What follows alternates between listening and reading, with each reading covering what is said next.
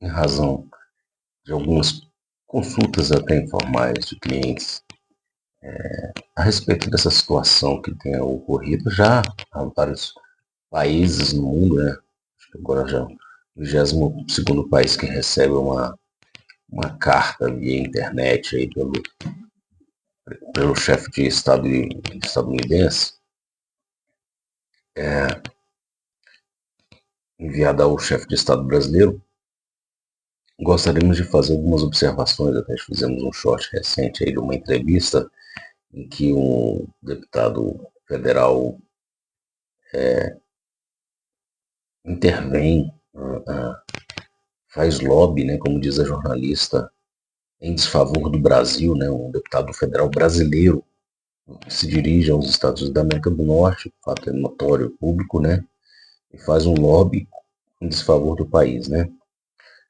Sem entrar no mérito da questão da lesa pátria e outras coisas mais, que isso aí já está sendo analisado e apreciado a quem de direito cabe, não nos cabe aqui debater esse assunto, mas eu gostaria apenas de tocar nesse ponto, que esse ponto é interessante porque ele afeta todos os brasileiros, de uma certa forma, conhecer as suas leis, as leis do seu país, e especialmente conhecer o texto constitucional, que é a nossa carta política, que a gente chama, né? Mas embora ela seja uma carta política, ela é uma carta voltada a estabelecer as regras essenciais do direito, né? E vou fazer a leitura também de um outro item que tem na Constituição, muito importante para o brasileiro ter conhecimento. A gente tem que ter em mente que existem vários princípios também que orientam o direito no país, né? Alguns deles, por exemplo, o princípio da vedação ao retrocesso social, né, que é muito importante, e o princípio que leciona a vedação ao comportamento contraditório, né? Vamos ler aqui alguns dispositivos que eu deixei marcado e também ao final vou fazer também um que eu não marquei aqui, mas vou fazer a leitura do parágrafo único do artigo 5º, que ele é bem claro. Vou ler o caput também, mas eu vou ler o parágrafo único para ficar registrado aqui para quem quiser assistir, compartilhar, né? Peço que dê o seu joinha aí ao final, né? E compartilhe, né?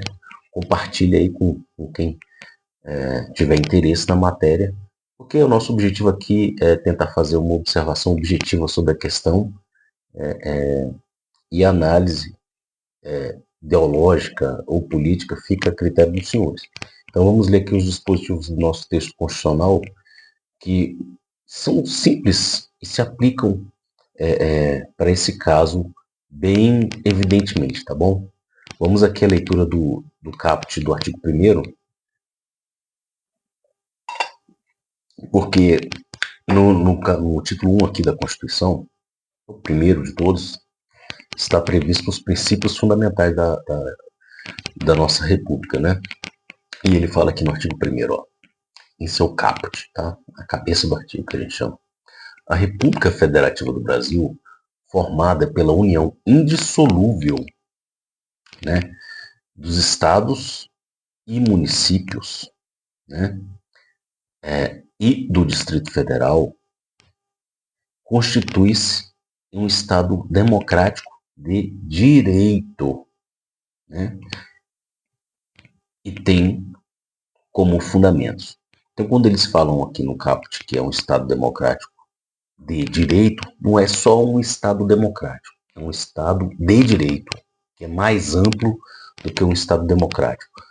Eu já abordei em outros vídeos aqui no passado que um Estado de direito pressupõe, no caso nosso, em que há tripartição de poderes, um encarregado para legislar, um encarregado para executar e regulamentar a legislação, que aí vem os decretos executivos, e um encarregado para julgar todos esses outros. Aliás, já que eu vou ler o parágrafo único, parágrafo 1º do artigo 5º, vou ler também o inciso 35, para ficar registrado. Bem lembrado, bem lembrado. Então vamos lá. Voltando ao artigo 1º, nós estamos falando aqui dos fundamentos da República Federativa do Brasil, que é formada por essa união dissolúvel dos Estados e municípios do Distrito Federal, né? Então, Qual é o primeiro fundamento que está no inciso 1? Eu vou até deixar verificado aqui. Inciso 1. A soberania. Inciso 1. A soberania. Vou ao parágrafo único, né, que é mais interessante, e vamos direto ao parágrafo único. Todo o poder emana do povo, que o exerce por meio de representantes eleitos ou diretamente nos termos dessa Constituição. O poder emana do povo. Então, o Brasil, quem manda são os brasileiros. Porque está aqui no parágrafo único do artigo 1º que quem manda no Brasil são os brasileiros. Tá bom? Esse poder emana do povo de que forma? De duas formas. Por mandamento, né, de forma mandamental, o mandante é o povo e o mandatário é o representante. Muitas vezes, ou grande maioria das vezes, é um representante político, né, em eleição, por voto, né, direto, secreto e universal, né, ou diretamente. Por que eles colocam diretamente aqui? Porque diretamente, prosseguindo aqui, perdão. Então, diretamente da forma que estabelece mais adiante o próprio texto constitucional as balizas do princípio do direito eleitoral, dos princípios do direito eleitoral. Mas quando ele fala, também lá dentro, ele também fala que o povo ele exerce esse poder diretamente. E essa forma direta de se exercer o poder diretamente não é como se fez no 8 de janeiro. A forma de ser, né? Quando você vai numa assembleia de condomínio, uma assembleia de associação, de sindicato, ou de uma sociedade anônima, que você participa de uma assembleia, você não faz como no 8 de janeiro foi feito aqui de 2023, né? Você, na verdade, você participa votando, né? Essa votação, também em sufrágio, ela se dá em que casos? No caso prévio de um plebiscito ou no caso de ratificação, que é o caso do referendo, né? São os instrumentos que nós temos, não são iguais àqueles do dia 8 de janeiro, que na verdade foram o ápice de um processo anterior, né? Invasão à sede da Polícia Federal, caminhão-bomba no aeroporto de Brasília, acampamento nos quartéis generais, no quartel-general do Brasil aqui, né, em todos os quartéis, vários quartéis aí no país. Então, quando um crime multitudinário abrange, né, um tamanho desse, uma complexidade de fatos e outros que foram sendo descobertos, né, isso não se configura no que a Constituição prevê aqui como todo o poder emana do povo, que o exerce por meio de representantes eleitos, ou diretamente, porque quando ele fala diretamente é plebiscito ou referendo, tá bom? Ou nos casos que eu citei aqui, votando em assembleias, de sindicatos, de associações de moradores, de associações recreativas, de clubes de futebol, por exemplo, que são associações, de sociedades anônimas que tem também o Conselho de Administração e tem as assembleias específicas das leis. Nós temos também as de condomínio, em que tem a votação, né? Enfim, a lei não prevê em lugar nenhum, dentro das 4 linhas, nada a ver com 8 de janeiro e tal. Vamos aqui a outro dispositivo, que é o artigo 2º. São poderes da União, independentes e harmônicos entre si, independentes, e tem que ser harmônico. O Legislativo, o Executivo e o Judiciário. Lida aqui o artigo 2º aqui, ó. Não tem nem parágrafo, nem inciso, nem a linha, nem item. Artigo 3º. Não marcamos para ler, não tem necessidade, para o nosso caso aqui, e vamos para o 4º. Do 4º nós vamos ler alguns dispositivos. Caput. A República Federativa do Brasil rege-se, e isso é muito importante pelo que está acontecendo com esse episódio da taxação, nas suas relações internacionais pelos seguintes princípios. Independência nacional. O Brasil é independente em relação às outras nações e deve respeitar a independência das outras nações. Desde que eles respeitem a nossa também, então ninguém se intromete, né? Cada um no seu quadrado. Inciso 2 não precisa ler. Inciso 3, não vem a questão, não é o que a gente está debatendo aqui, não diretamente. Inciso 3, autodeterminação dos povos. Quem manda no Brasil são os brasileiros. Ninguém vai conseguir mudar isso. Não vai conseguir mudar isso. Né? 4, não intervenção. Nem ninguém intervém aqui no Brasil, nem o Brasil intervém em uma outra nação. Né?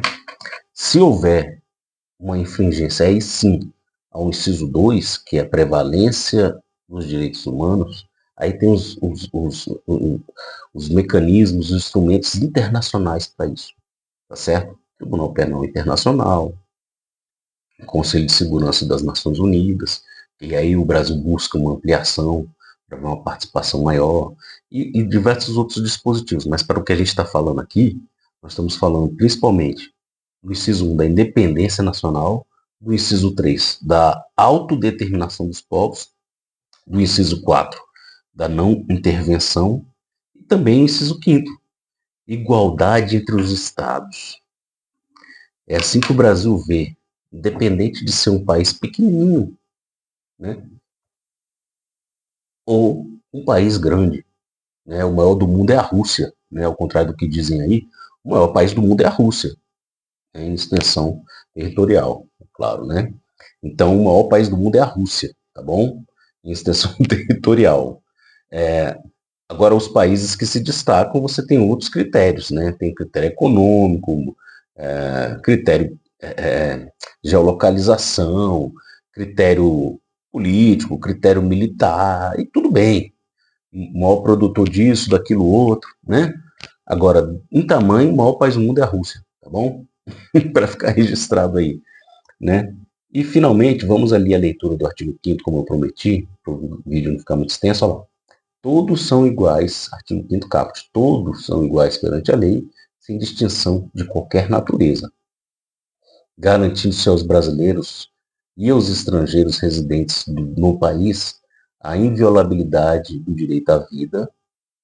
A liberdade está aqui, todos eles que praticaram crime, todos os cidadãos têm direito à liberdade, desde que não seja restrita, nos casos da lei, né? Que aí estamos falando do princípio da legalidade, também tem o princípio da reserva legal, tem vários outros princípios aqui que a gente não vai ficar falando, porque senão o vídeo vai ficar muito extenso. Da igualdade, então isso daqui está na Constituição, tem que estar dentro do direito, está dentro do direito penal, do processo penal, né, da execução de pena, está tudo lá. A segurança e a propriedade, nos termos seguintes. Aqui a Constituição arrola vários dispositivos, todo brasileiro tinha que ler, né, pelo menos uma vez por mês o artigo 5º, tá certo?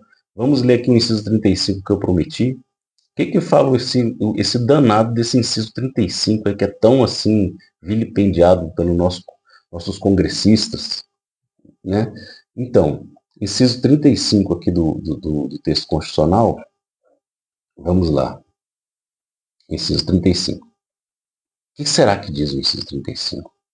A lei não excluirá da apreciação do poder judiciário, ele não fala do poder legislativo, nem do poder executivo, nem das forças armadas, nem da igreja, nem de ninguém.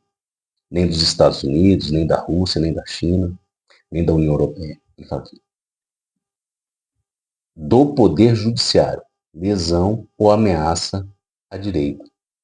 Ou seja, esse aqui é o famoso princípio da unicidade de jurisdição, inafastabilidade do poder judiciário.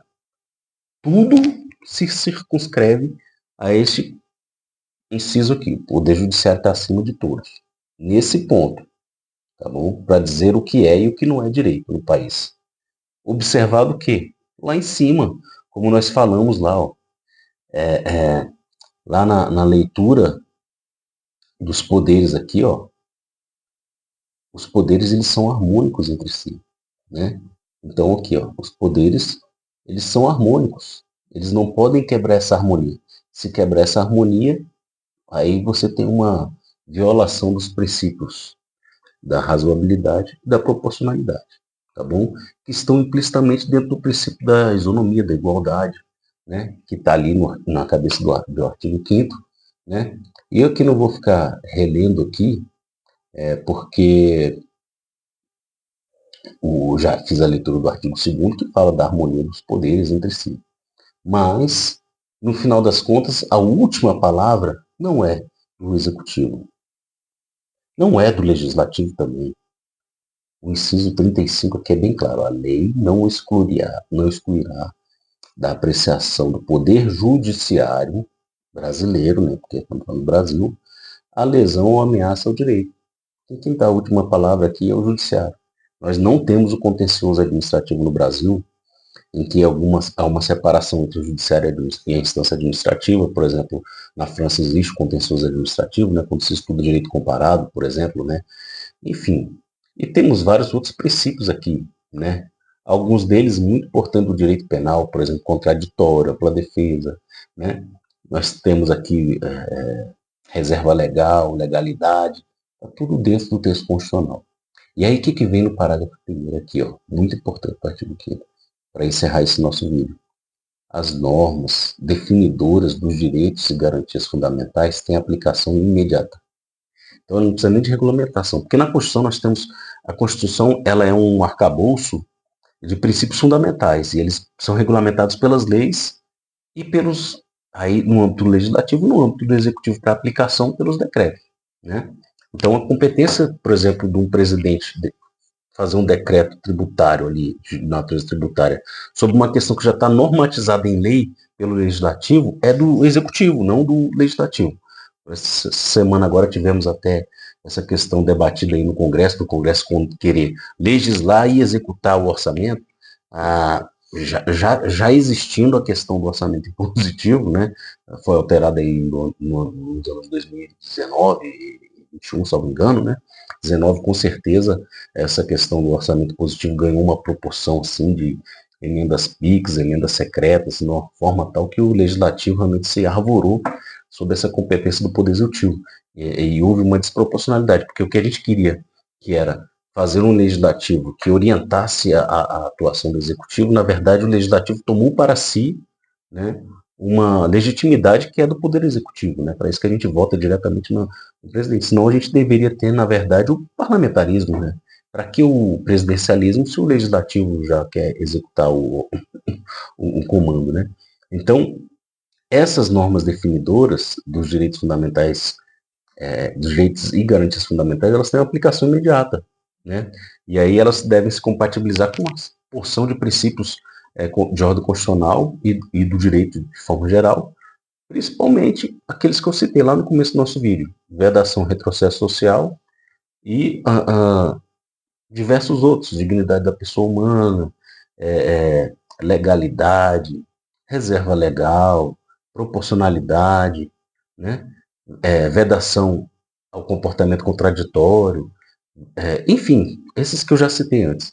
Então, assim, fica registrado esse pequeno depoimento aqui sobre essas questões jurídicas, porque as pessoas têm me consultado muito sobre isso aqui, e eu fiquei realmente comovido e impulsionado a fazer esse vídeo. Quem tiver interesse aí para saber alguma coisa sobre direitos políticos, que não tenha conhecimento, a gente está se dirigindo nesse vídeo especificamente ao público leigo, né? Então, você pode ver aqui, ó, do artigo 14 ao artigo 16, aqui a Constituição traz, por exemplo, os direitos políticos, né? Então, e aí ele vai regulamentando. Só que aqui são os princípios gerais, tá bom? Aí nós temos legislações, decretos e tudo mais, leis,